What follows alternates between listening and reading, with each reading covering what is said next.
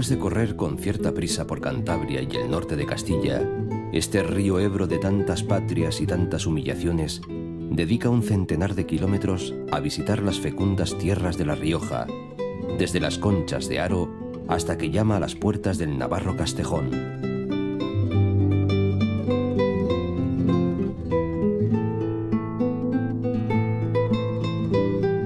Como todos los grandes ríos de Europa, el Ebro hace en estos territorios un principal y curioso servicio a los hombres.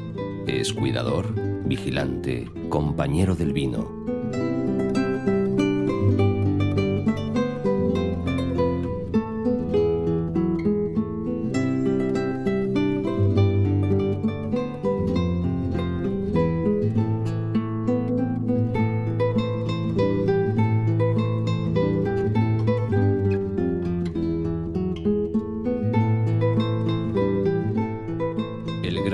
Que viene de las montañas cantábricas, que ha cruzado las espesuras verdes de Castilla, que calmará la sed de las tierras de Aragón y morirá en Cataluña sobre el lecho construido por él mismo, ha sido testigo de este milagro del vino de La Rioja.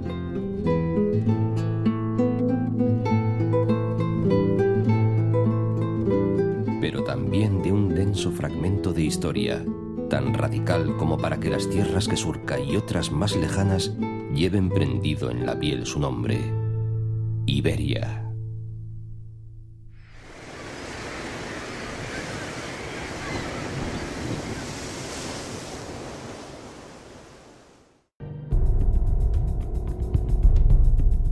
Para rendir homenaje al nombre de Logroño, el río entra en ella, la roza más bien, con una sinfonía de puentes.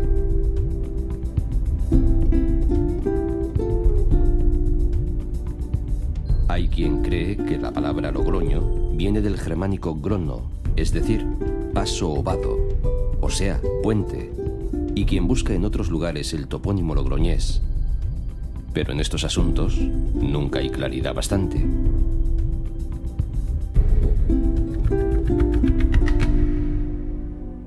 El hecho es que esta ciudad, con probables orígenes celtíberos, empezó a tener importancia por su situación estratégica a finales del siglo XI, con los fueros que le dio el rey leonés Alfonso VI.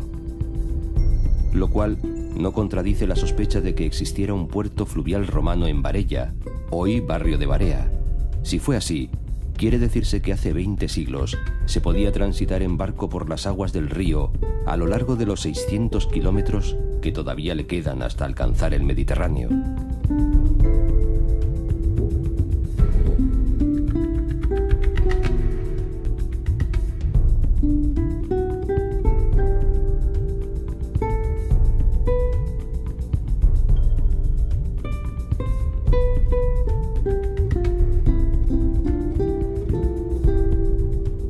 De sangre jacobea, la estructura urbana y gran parte de los edificios notables de la capital riojana se reclaman más o menos de aquella itinerante devoción. Paralela a las aguas corre la Rúa Vieja, es decir, la vía original de los peregrinos, con su continuación de Barrio Cepo. Y en el centro de estas dos calles aparece una iglesia dedicada al apóstol, con su impresionante matamoros en la fachada.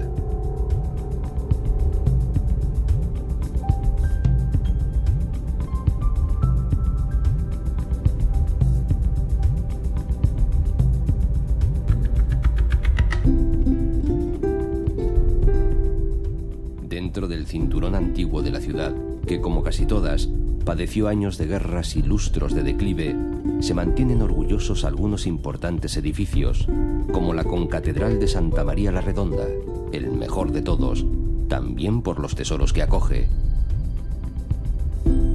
Otras iglesias y varias casas blasonadas, cuya prestancia puede resumir el antiguo palacio de aquel famoso bravucón general Espartero, que aquí se retiró a disfrutar de sus batallas ganadas. Una soberbia estatua le recuerda en el mejor jardín de la ciudad. Mas siendo Logroño capital administrativa, ciudad de servicios y organización, aunque ya con cierto empuje industrial, no podía en modo alguno despojarse del carácter esencial de estas riberas del Ebro.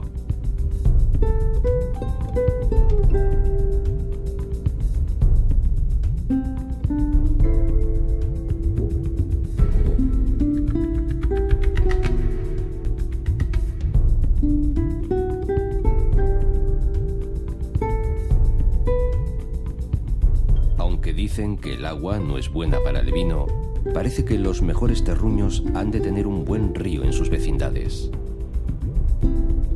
En La Rioja hubo vino desde tiempo inmemorial e incluso ya en el siglo XVI se creó una asociación de exportadores.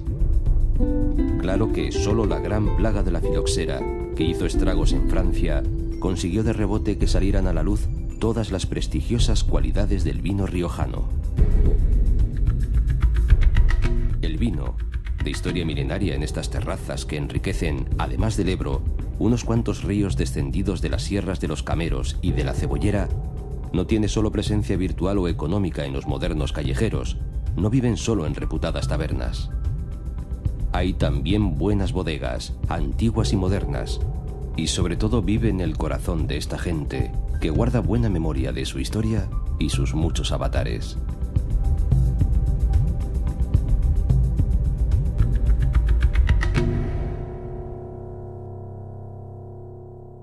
Ensimismado en su oficio, el Ebro riega grandes huertas, hace prosperar magníficas verduras y marca también límites políticos.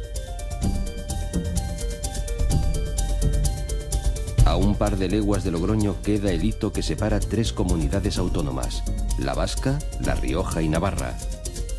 Ahora el río marca la frontera entre estas dos últimas. Muga de Muga, se decía de Viana, frontera de frontera, punta de lanza navarra en Castilla, que impuso Sancho el Fuerte, acumulando aquí, en 1219, la población de sus aldeas.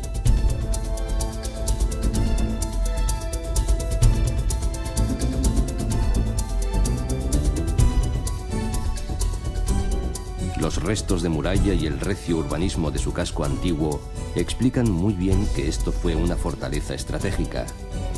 Por aprecio a ella, Carlos el Noble estableció en 1423 el título de Príncipe de Viana para el heredero a su trono navarro, título que hoy ostenta don Felipe de Borbón. En Viana, ciudad fundamental para los peregrinos a Compostela, sobreviven muchos recuerdos de su gloria. La iglesia de Santa María, desde luego, que parece una catedral, pero también gran número de casas nobles, auténticos palacios de los siglos XVI al XVIII.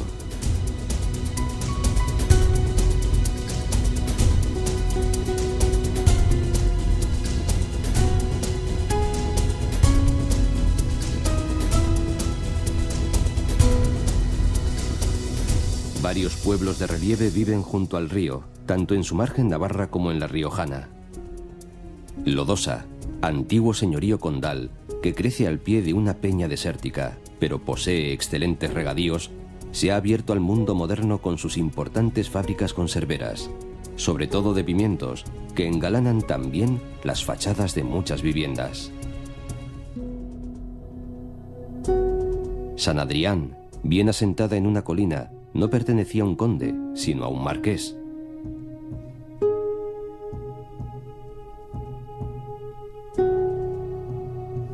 Cerca desembocan, desde el sur, tierras sorianas, el temido río Cidacos. Por el norte, el Ega, el río de Estella. Era proverbial su riqueza. Ega, Arga y Aragón hacen al Ebro varón.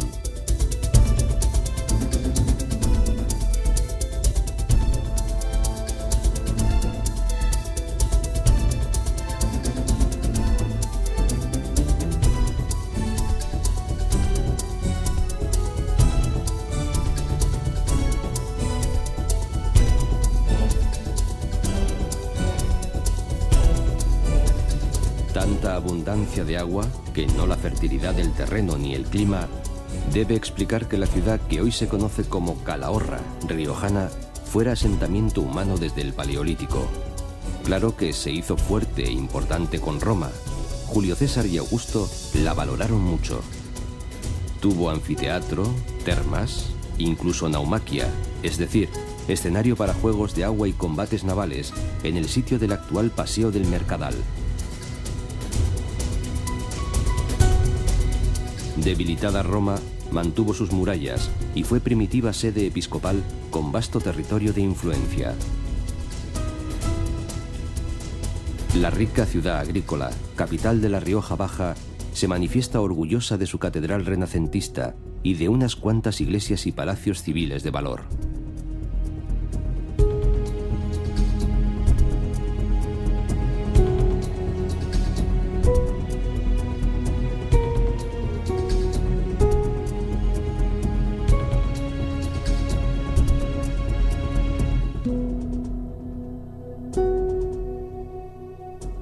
Al otro lado del río, en las Vegas navarras, una decena de pueblos menores, pero muy gratos todos, se alegran la vida con los sotos de unos cuantos ríos que acabarán enseguida en el Ebro.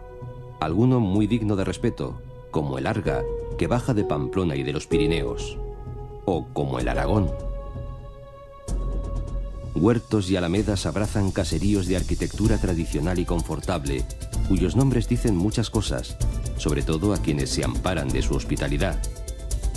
Buena agricultura por todas partes, fábricas conserveras, una buena fortaleza medieval en Marcilla, algunas iglesias notables y hermosas ermitas en despoblados.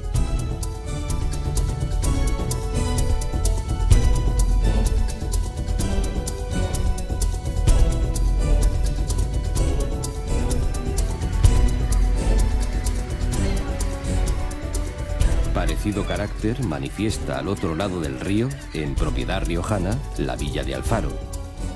Claro que con acusadas diferencias en historia, prestigio y tamaño de la población. Alfaro fue poblado celtíbero, villa romana y propiedad muy querida de los árabes, que le dan su actual nombre. Más tarde se la tituló como Llave de Castilla. La antigua colegiata de San Miguel, la Catedral de las Cigüeñas, es su edificio más importante.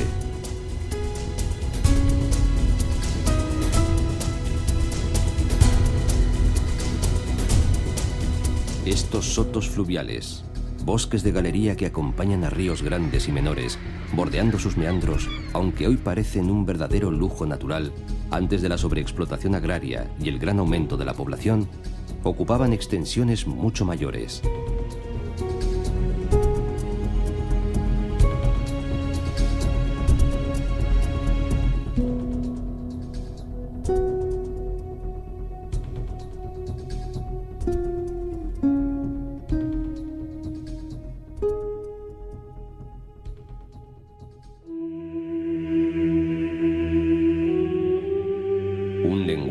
Lleno de admiración y lirismo, practicaban los antiguos poetas de Tudela y siguen practicando hoy sus habitantes cuando se refieren a sus huertas y a los frutos que les dan. Seguramente la presencia del río, que en más de una ocasión se desbordó, fue la razón que empujó a los conquistadores musulmanes, cuando llevaban casi 100 años en la península, a fundar en este sitio una gran ciudad. Enseguida tuvo elementos bien organizados para hacerse rica, poderosa y, claro, apetecible. Tenía un buen abastecimiento de agua. Se le añadió enseguida un puente, el único que había entre Logroño y Zaragoza. Poseía tierras fértiles, luego murallas, que duraron hasta no hace mucho, y una fortaleza para defender todas esas riquezas.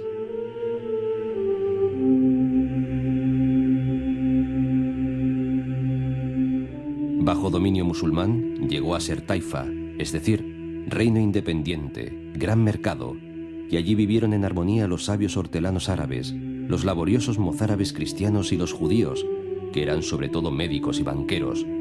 Uno de ellos, entre varios ilustres, es todavía recordado como incansable viajero, Benjamín de Tudela. Después de haber establecido en el siglo XVII un nuevo centro vital en la Plaza Nueva, Tudela se desborda al fin de sus murallas hace apenas 150 años. Ya no pararía de crecer.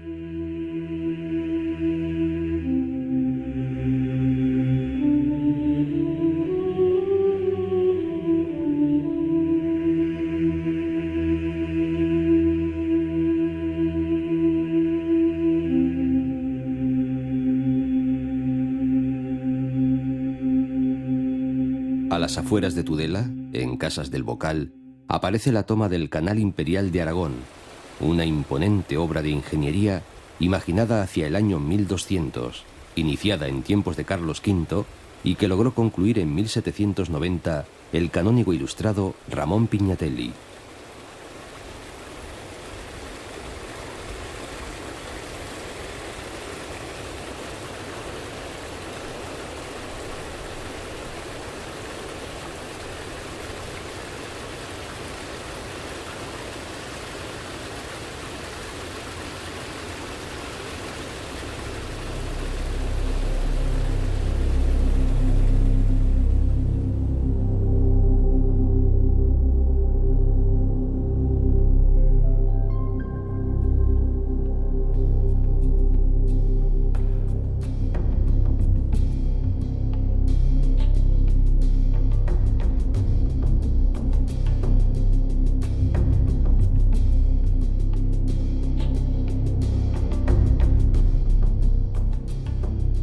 La mayor parte de los pueblos del Alfoz de Tudela tiene su historia y su personalidad.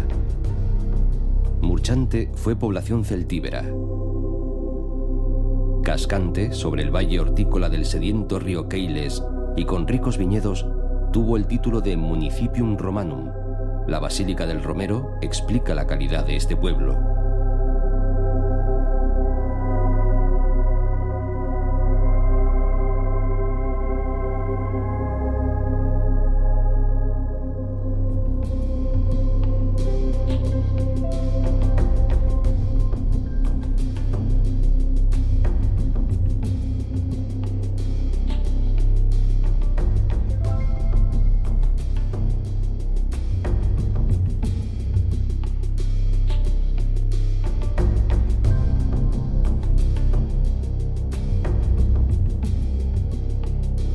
Culebras, por su parte, cobija el primer cenobio cisterciense de mujeres de España, de mediados del siglo XII.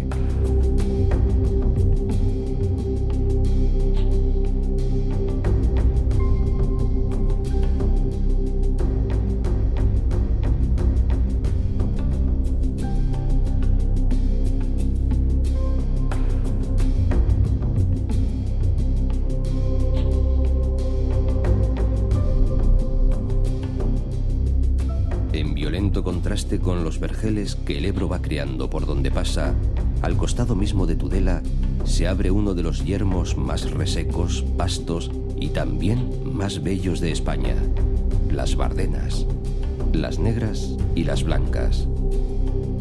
Son 40.000 hectáreas que no pertenecen a ningún municipio, aunque 22 pueblos tienen derecho a su aprovechamiento, sobre todo para el ganado ovino. En particular, los pastores roncaleses durante el invierno.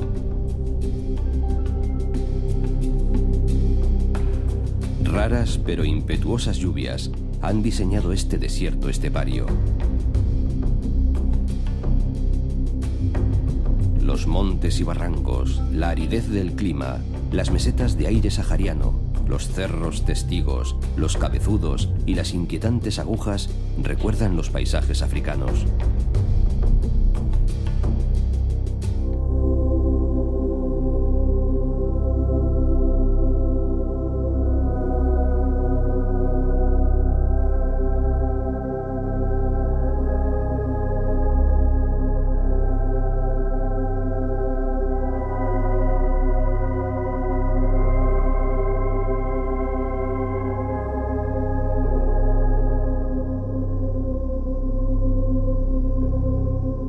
Aguas abajo, tras su matrimonio con Tudela, el río se paraliza en embalses como el de Pignatelli y entre amenos paisajes continúa regando un puñado de pueblos prósperos.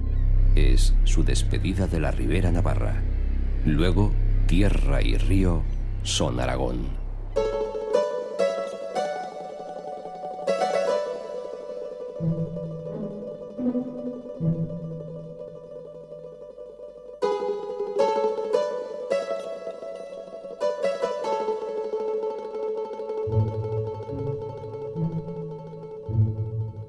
Presume la Jota. Recoge el Ebro en sus aguas los besos de nuestras tierras, las caricias del Moncayo, y los suspiros del Guerba.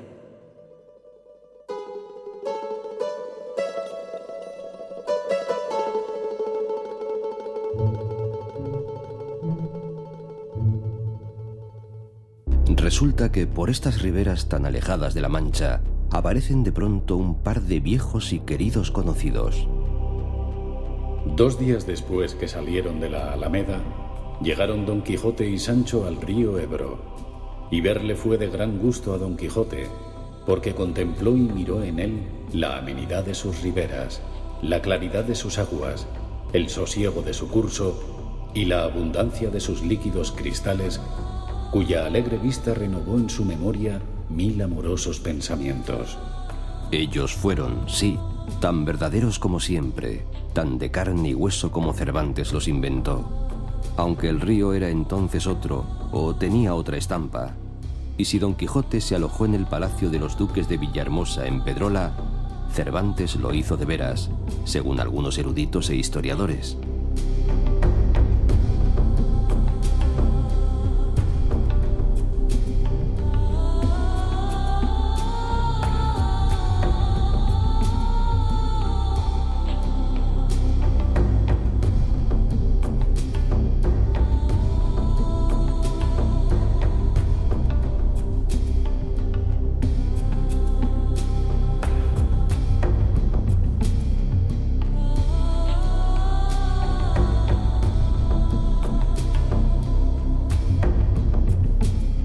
La amplia vega que forman el Jalón y el Ebro, en el encuentro de sus aguas, permite entender que tuviera este lugar, y desde la oscuridad de los tiempos, tan codiciosos pretendientes.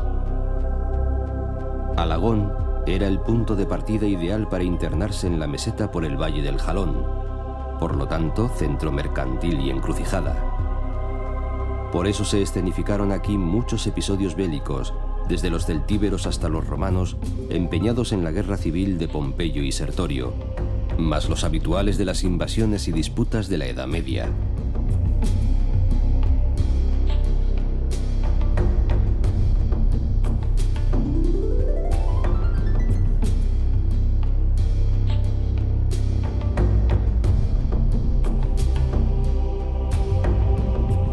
Los musulmanes ejercitaron en sus ricos campos su sabiduría agrícola y huertana, con sistemas de regadíos que todavía se conservan hoy.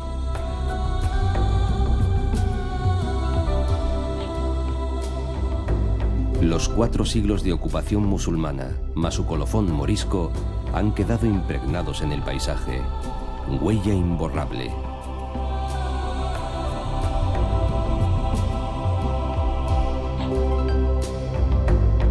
El Ebro, que ha engrosado su caudal con las dádivas que le llegan de los Pirineos y de los montes ibéricos, es un río servicial, utilitario, sometido al gobierno de los agricultores, incluso sometido hoy a las necesidades de las nuevas industrias.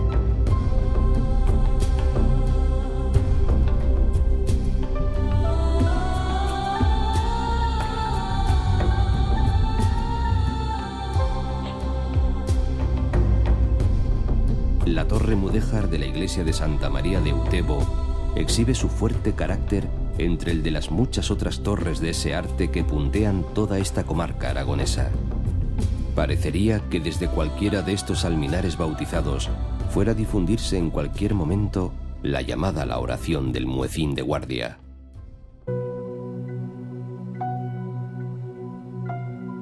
Escucha el rumor del Ebro cuando llega a Zaragoza. Lleva jadear de besos, lleva cadencia de jota. Un antiguo galacho, el corazón de un gran meandro, podría también haber sido la ciudad de Zaragoza, si no fuera exactamente lo que es, una ciudad grande, poderosa, la más importante de cuantas el río visita, su auténtica capital. Pues entre otras razones, no le da de lado, sino que lo asimila a su propia identidad. Zaragoza no sería lo que es sin su gran río, y a la inversa. Río fiel, grave, heroico y altivo, lo llamaba el infortunado novelista maño Benjamín Jarnés.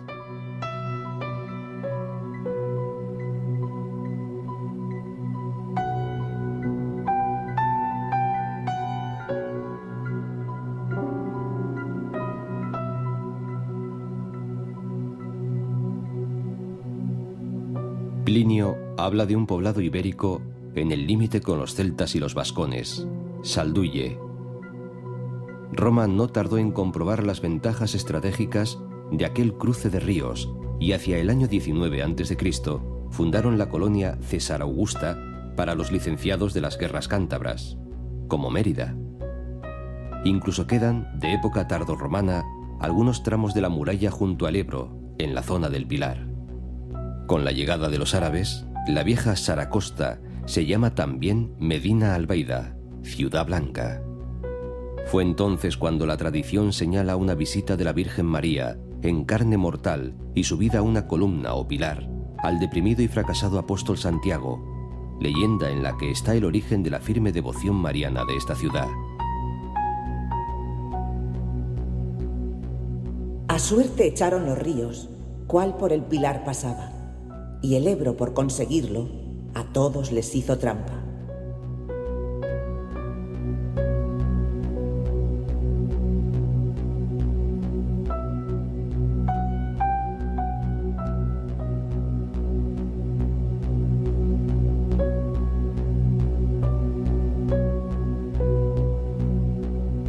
De esos años, segunda mitad del siglo XI, sobrevive el excepcional Palacio de la Aljafería, así llamado por el nombre de su constructor. Es quizás el mejor de Occidente de esa época.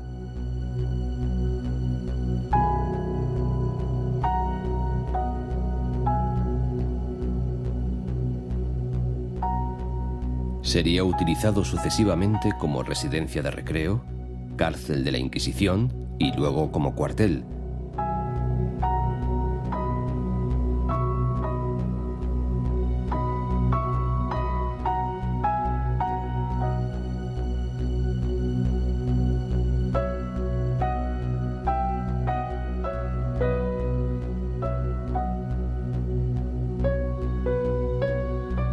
Ahora es sede de las Cortes de Aragón.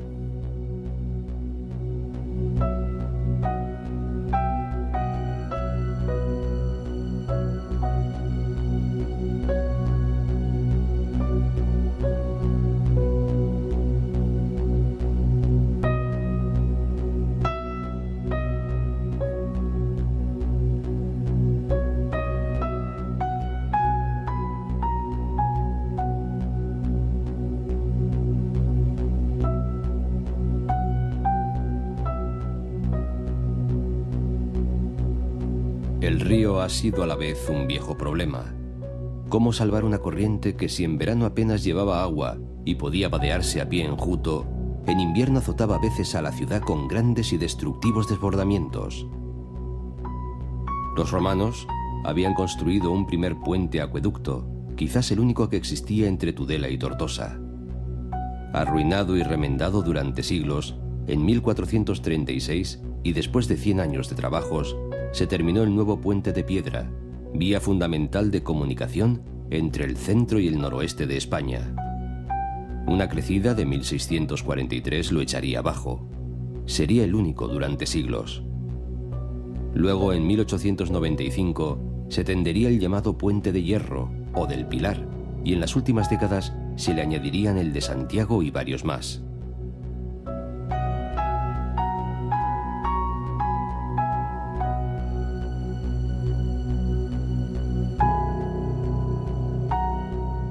La ciudad, después de un efímero siglo de oro, el XVI, ha pasado por muchos años de calamidad y decadencia.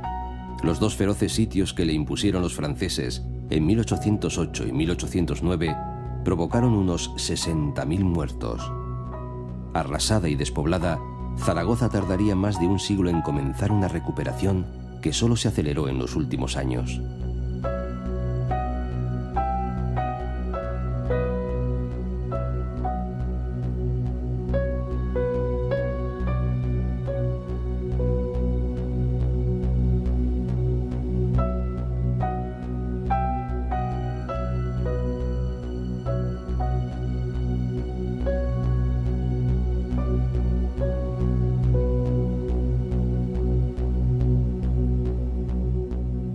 El Ebro anda despacico, con tristeza y con zozobra.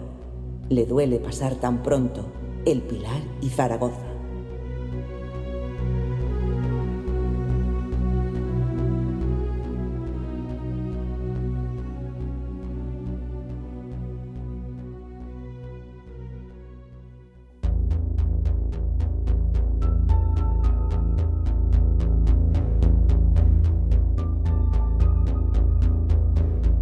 ¿Puede el río ahora, escoltado siempre por el Canal Imperial de Aragón, continuar con el juego de sus meandros?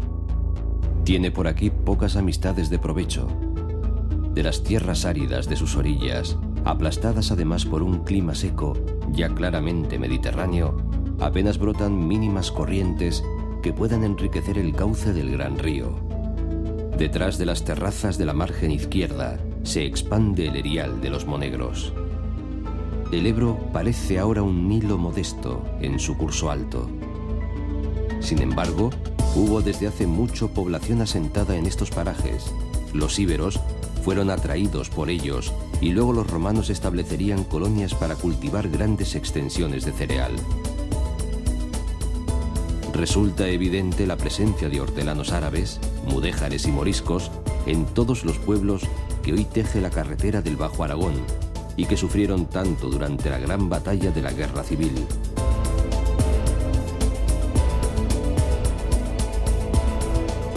Muchos llevan el honroso apellido de Ebro y tienen buenas muestras de arte mudéjar.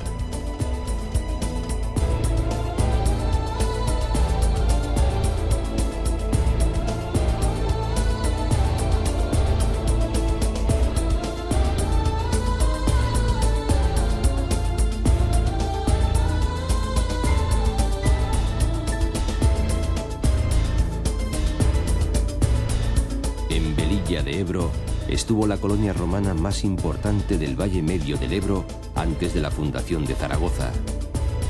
Y en el llamado Cabezo de Alcalá, del modesto caserío de Azaila, las excavaciones han permitido confirmar la existencia de un poblado con una antigüedad de 2700 años, destruido quizás 400 años después durante la Segunda Guerra Púnica.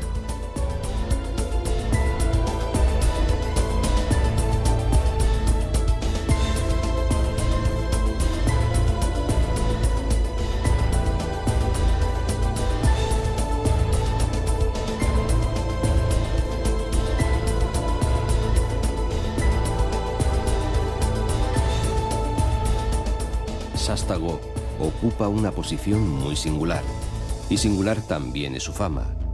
Con los árabes eran renombrados sus talleres de vidrio, y hasta no hace mucho se fabricaban aquí cuchillos y navajas de cachas labradas con el nácar de los moluscos del río.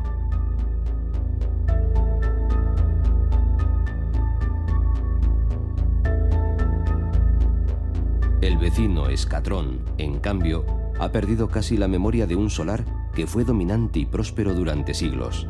Hace cosa de 50 años, se instaló junto al río una central termoeléctrica.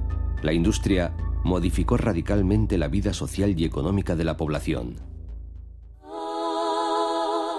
Casi frente por frente, al otro lado del río, el monasterio de Nuestra Señora de Rueda es uno de los lugares más hermosos de todo el curso del Ebro.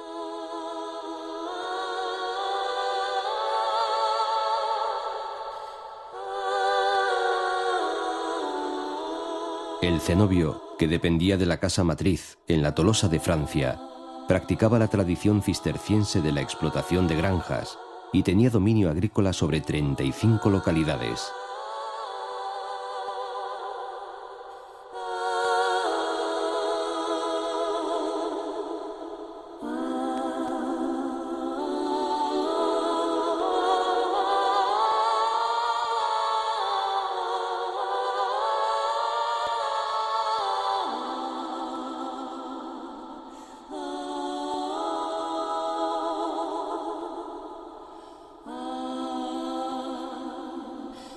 A la vera del río pueden verse aún las huellas de la enorme presa o azud, la caja de la rueda y el acueducto, elementos para llevar el agua hasta el último rincón del territorio.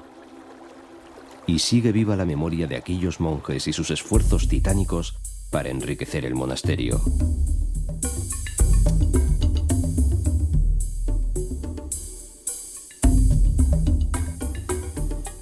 Colgada sobre otro meandro tan pasmoso que hasta tiene nombre propio, Vuelta de Valera, y donde arranca ya el embalse de Caspe, la villa de Chiprana muestra su particular sincretismo.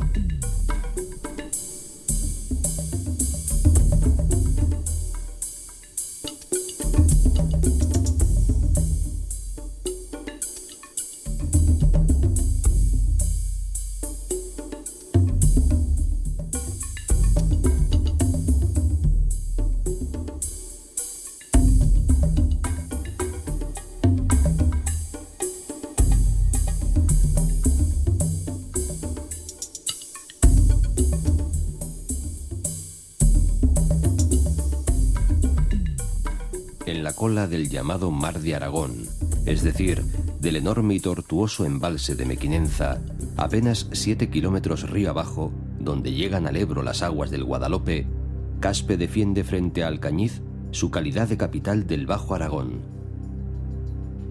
Es villa muy antigua, de desarrollo sobre todo romano. No se apartaría de asuntos gloriosos después de la caída del imperio.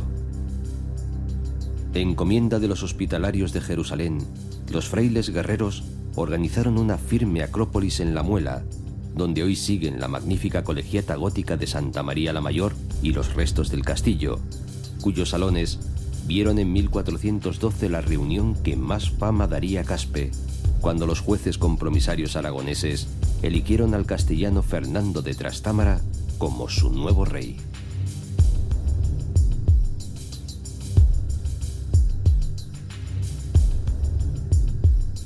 Caspe perdió en el embalse sus cultivos de organización morisca, y las guerras carlistas y la civil más tarde le harían protagonista de sucesos más bien tristes. Y sin renunciar a las continuas revueltas, aparece contenido en el gran embalse de Mequinenza, el más grande de la cuenca y uno de los mayores de España. Almacena más de 1.500 millones de metros cúbicos de agua que se dedican a la producción eléctrica. A partir de aquí, las presas y los saltos de agua se solapan. Es decir, el río deja prácticamente de existir como tal.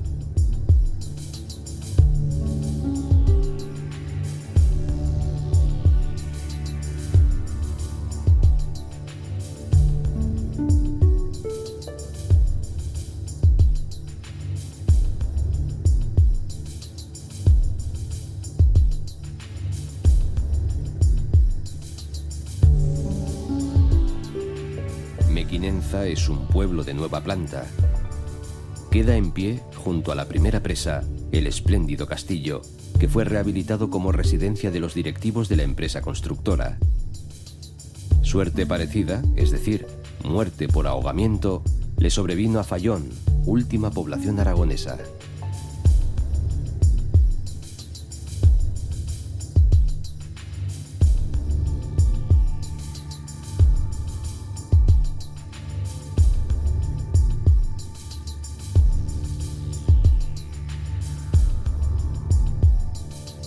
Flix, la industrial, con una cota de solo 25 metros sobre el mar.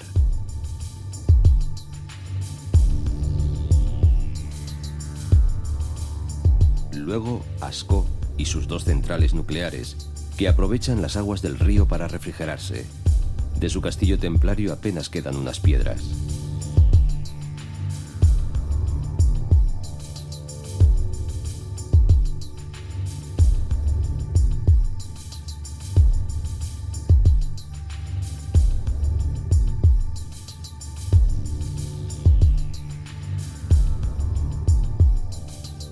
Mora de Ebro ha sido y es también encrucijada histórica en la comarca tarraconense de la Ribera del Ebro, no lejos del priorato y del joven milagro de sus vinos. En su castillo estuvo encarcelado en el siglo XV el legendario conde de Urgell, heredero de la corona aragonesa. Pero a Mora le ocurrió la desdicha de estar en pleno frente de la batalla del Ebro. Fue tanta la destrucción y la calamidad que se edificó un pueblo joven, Mora la Nueva, hoy agrícola, comercial e industrial al mismo tiempo. Miravet logró también conservar su castillo templario. Es un fastuoso mirador sobre el poderoso y ya moribundo río. Casi todos los pueblos de esta comarca aparecen reiteradamente citados en los partes de guerra del año 1938, firmados por Lister o por Yahweh. Si me quieres escribir, ya sabes mi paradero. En el frente de Gandesa, primera línea de fuego. Tras Benifayet, algunas sierras alcanzan cerca de 1000 metros de altitud.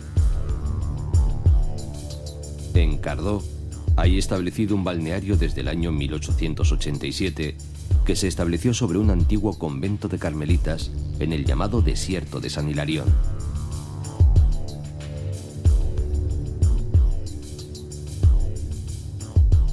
El río se abre camino por largos desfiladeros.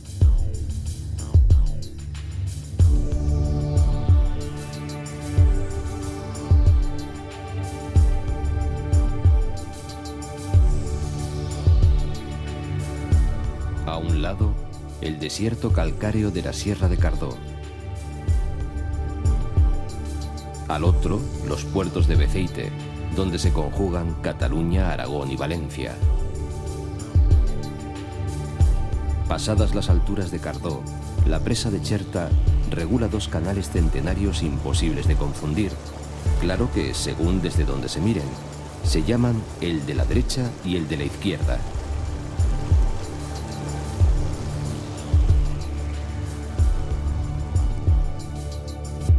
Llegan hasta Amposta. Amposta, la llave del delta, mantiene su espíritu agrícola con las cargas de los nuevos tiempos. Si su castillo está en ruinas, la elegante torre de Cárroba y el espectacular puente justifican su renombre.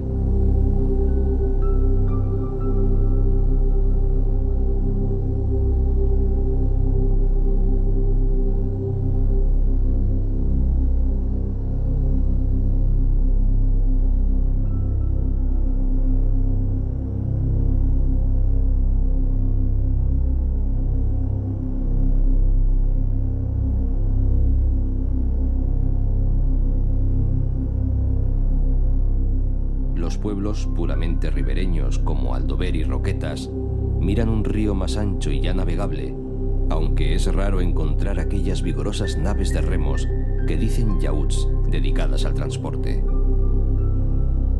Pero enseguida el río se presenta en Tortosa, que ha sido siempre sede del gran puente sobre el Ebro, el Gran Vado.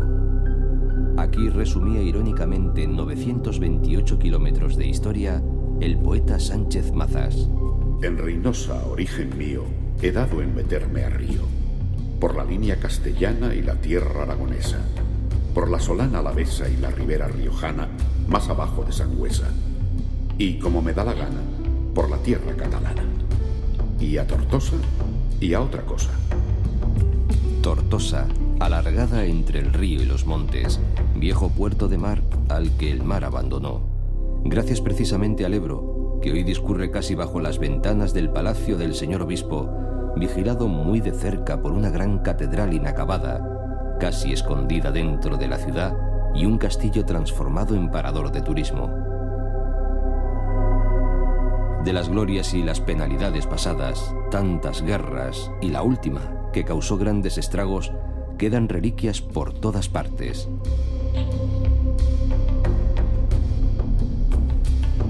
En sus barrios cerrados, como el de Remolins, la aljama judía medieval, tan grato, todavía recortado con murallas del siglo XIV, barrios a veces sembrados de casas señoriales, como las de la calle de la Rosa.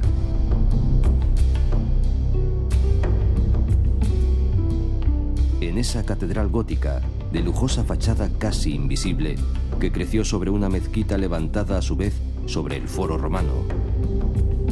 En la Suda, Palacio Castillo, que fue triple en algunas épocas, corazón de la ciudad, recuperado parcialmente. Frente a esa antología de urbanismo histórico, el río se mueve lento, pesado, cargado de barro y ahora también de puentes, casi sólido.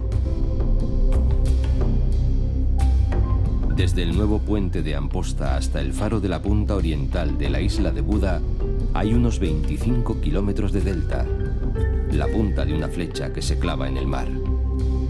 Una parte está declarada Parque Natural desde 1983.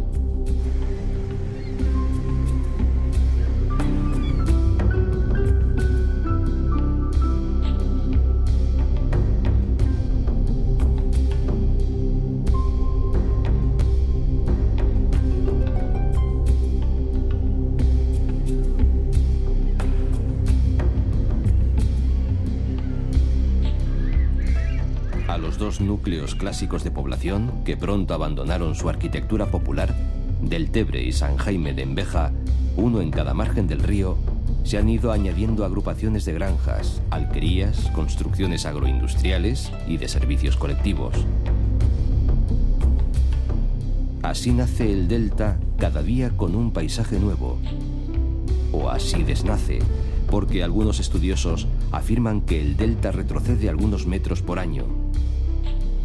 Los embalses en que se retiene al río, nada menos que 175 entre grandes y pequeños, impiden el curso de los limos hacia el delta.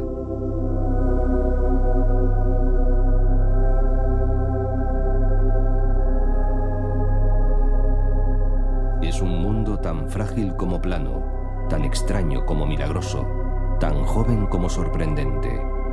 Lo domina además un clima enrevesado, con vientos impetuosos y súbitos vendavales. Las del delta son, pues, las tierras más jóvenes de España, pero traídas todas de otra parte, de Aragón, de Rioja, de Castilla, como el agua que las traslada. Fueron arrastradas como consecuencia de las grandes talas de árboles de la Edad Media.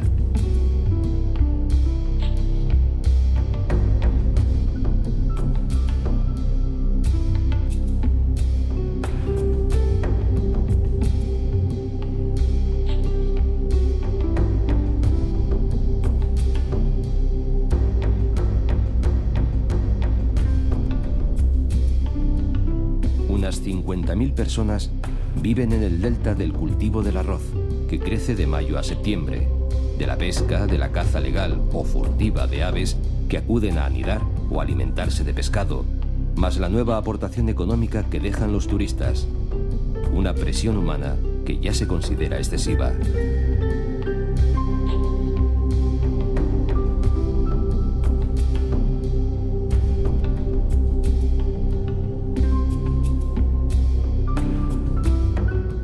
Son pájaros los que sobrevuelan los extensos humedales, la telaraña de los canales rectilíneos. Pero miles de ellos caen a tiros cada temporada, unos 30.000 patos, por ejemplo.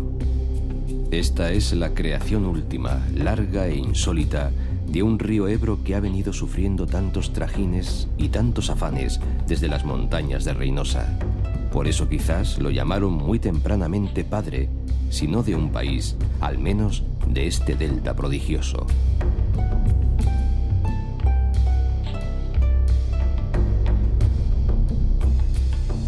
La costa es hoy un extraño maridaje entre agricultura, residuos pesqueros, paisaje natural muy modificado, agitación industrial y turismo de masas.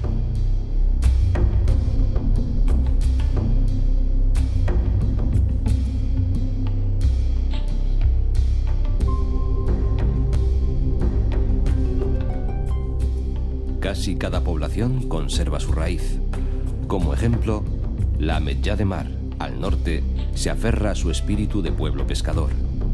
San Carlos de la Rápita, al sur, tiene el puerto natural más amplio de Europa y playas excelentes. Rápita significa cuartel de fronteras y el rey Carlos III, el urbanista, pretendió organizar aquí, sobre el puñado de barracas de pescadores, una gran ciudad-fortaleza. Porque esta costa, como la ciudad de Tortosa, fue siempre muy apetecida de piratas. Pero murió el rey y terminó el proyecto.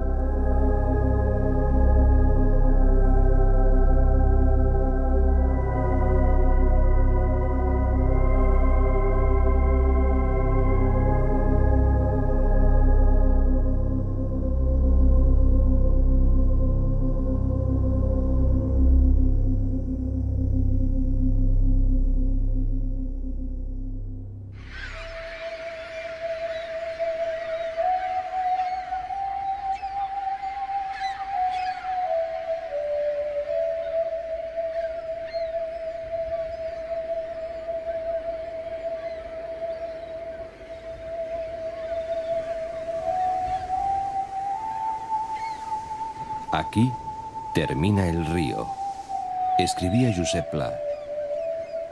El Nilo en grande, el Ebro en más pequeño, son dos corrientes de agua que llegan al mar después de haber atravesado dos desiertos con una fuerza erosiva fantástica.